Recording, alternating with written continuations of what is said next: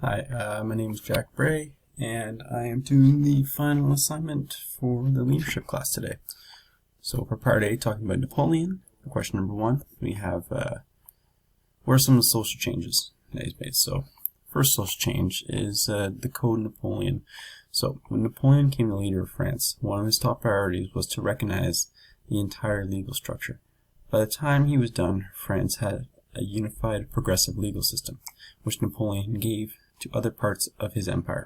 Today, the Code Napoleon is the basis of law in France and a number of other countries, as well as in the state of Louisiana.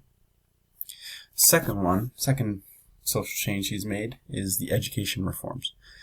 To create middle-class care of leaders, Napoleon recognized France's education system. He restarted the primary schools, created a new elite secondary school system, and established many other schools for the general population. He promoted education for girls and improved teacher training literacy levels in France. Third social strategy is the European unity. So Napoleon's empire accomplished this by his legal and other reforms, helped provide the basis for what is today the European Union. He worked hard to create a unified Italy, Poland, Germany. Napoleon was also responsible for sweeping away many of the old regimes and promoting the ideas of equality and European solidarity.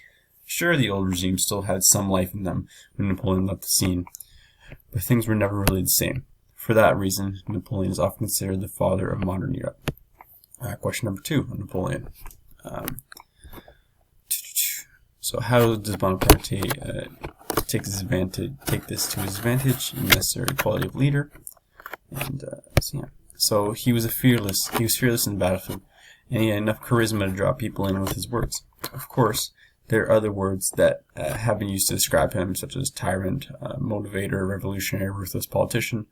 But being charismatic is a very important quality of a leader. I don't believe it is important now.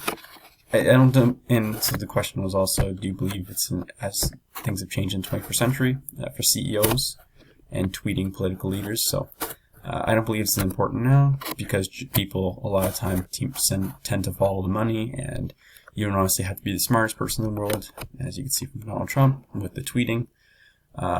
People usually just follow the money or kind of what appeals to them, and doesn't always have to be about the best speaker or the most charismatic person. So, question number 3 about Napoleon. So, using the qualities of the leader list, describe Bonaparte's strength, weaknesses as a leader. Will he do well? So, he was really good at making sound and timely decisions.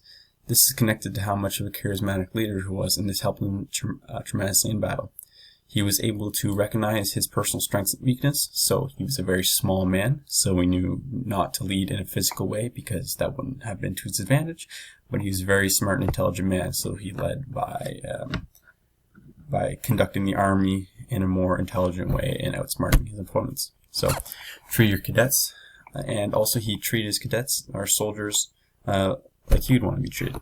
He did this much better than most leaders. He did this by gaining trust of his soldiers, all the way from the bottom ranking all the way to the top officials. And that was some of the reasons what made him a good leader.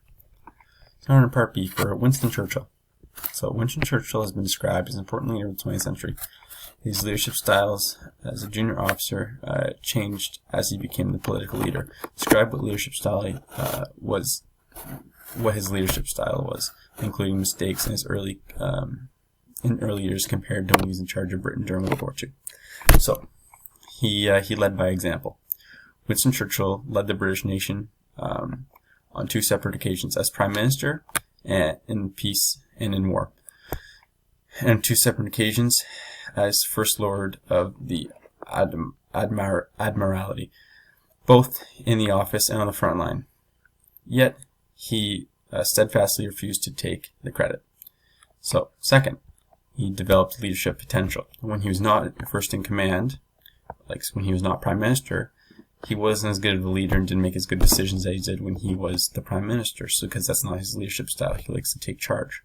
which brings me into my next leadership topic for him, is he takes personal initiative. He takes initiative when he decided to run for Prime Minister, and he became the top leader of Britain. Question number 2. So, Churchill's famous speech at the Battle of Britain used special leadership technique, and he told the people in advance how things were going to happen. We will find the beaches, we will never surrender. Why is this technique so impacting for the public?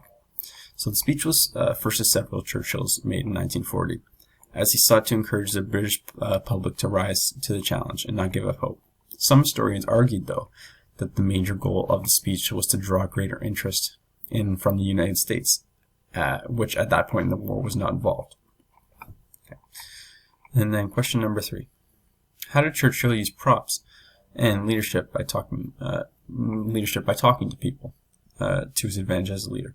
So his charismatic leadership traits enabled him to adopt a vision and concentrate on the bigger picture, which enabled him to claim victory for his nation.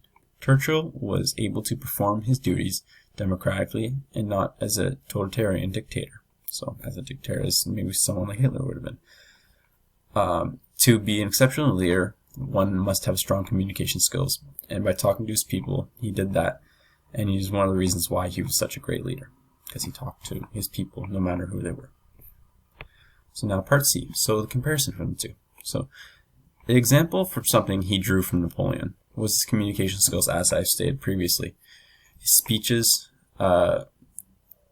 if his speeches of communication was about war, or if he was talking to people to let me strike that. As an example, something he drew from Napoleon was his communication skills. Whether it be talking about war or just talking to anyone, he thought about his words very wisely, practiced his speech tremendously, and he got the right messages across all the time. One difference between, which is similar to Napoleon and how a charismatic leader he was. One difference between the two was that Churchill was a leader from home.